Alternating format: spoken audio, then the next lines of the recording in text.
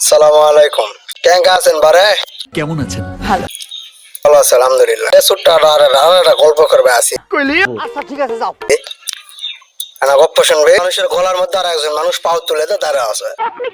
দিন 3 দিন 4 দিন 5 দিন 7 দিন 10 দিন 15 দিন 1 মাস 1 বছর এরকম দীর্ঘদিন থাকার কারণে ওই জায়গা কি হয়, দাগ হয়। সচরাচর যদি আমরা কোন একটা জামা পরে থাকি বা জুতাও যদি পরে থাকি, পায়ে কিন্তু হাফ হয়ে যায়, দাগ হয় এরকম সত্যি 100% সত্যি। একটা দীর্ঘদিন থাকার কারণে।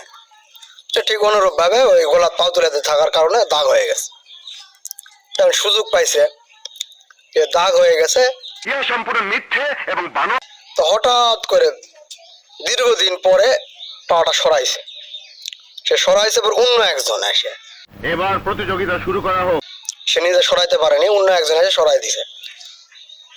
সরাই দিছে, দেওয়ার পরে আমি চিন্তা করছে যে অন্য একজন সরাইছে, ও এখন চিন্তা করতেছে যে না, যে পাও তুলে দিছে তো ভালো কাজ করেনি, আর একজনের গলার উপরে পাও তুলে দিয়ে থাকবে কে?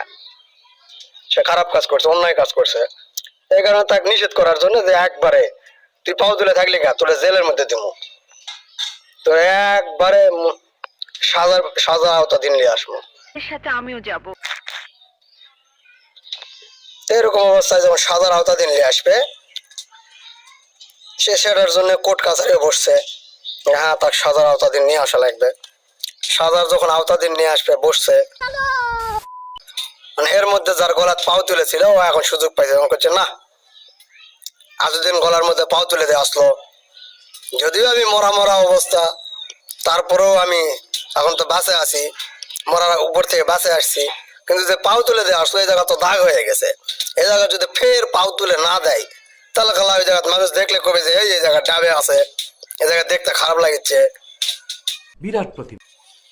কেমন একটা বিশ্রী লাগছে। অতএব আমি চাই ও আবার এই জায়গা পাও তুলে দেয়, দেখতে খারাপ লাগছে, কেমন একটা বিশ্রী অবস্থা।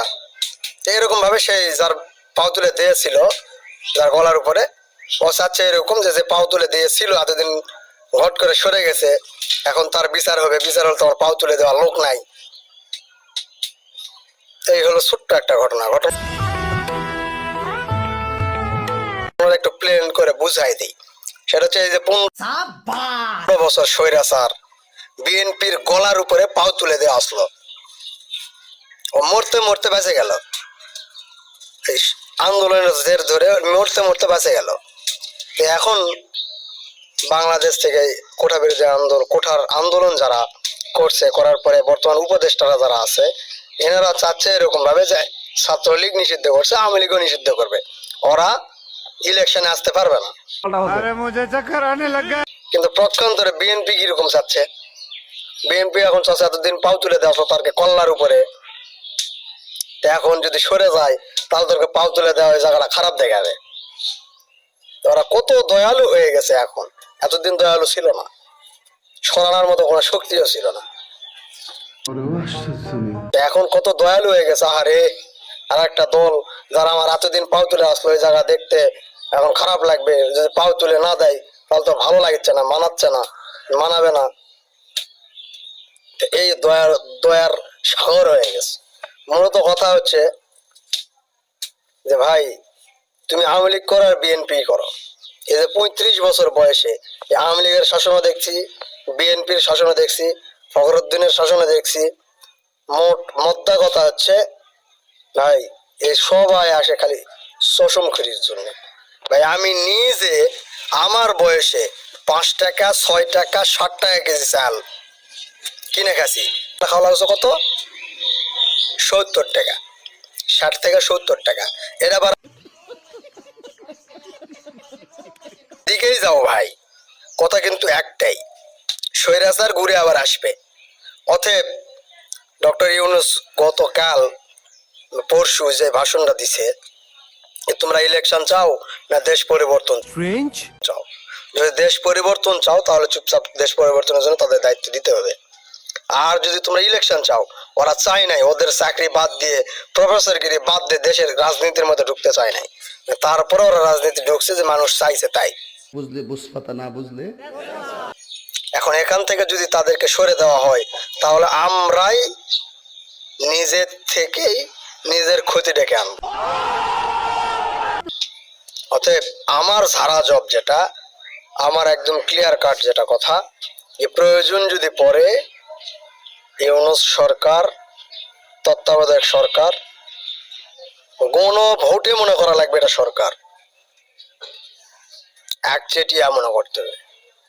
আর ওনার সাদা জবাবের প্রেক্ষিতে কোনো কথা ছাড়াই যতদিন না এই সিস্টেম, স্বৈরাচারী সিস্টেমটা পরিবর্তন না হয়েছে, ততদিন পর্যন্ত তারা দেশটাকে পরিবর্তন করার চেষ্টা করবে। আমি দেখছি স্যার।